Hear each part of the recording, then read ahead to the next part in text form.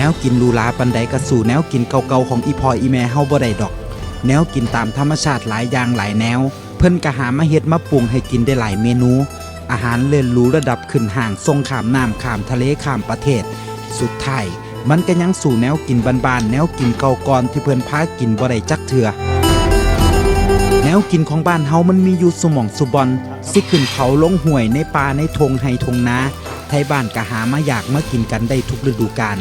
ยามงานบุญงานรับแขกเพิ่นก็พากันเฮ็ดแนวกินบ้านเฮาต้อนรับพี่รับน้องแนวกินบ้านๆหลายอย่างกลายเป็นเมนูร้านอาหารแห่งร่วมกันกินแห่งแซ่บหลายแนวกินหลายอย่างก็กลายเป็นแนวกินโฮมคนเอิ้นหมู่เอิ้นพวกมากินแนวกินหลากหลายอย่างกลายเป็นหน้าตาภาพแทนวิถีชีวิตของไทยบ้านเฮา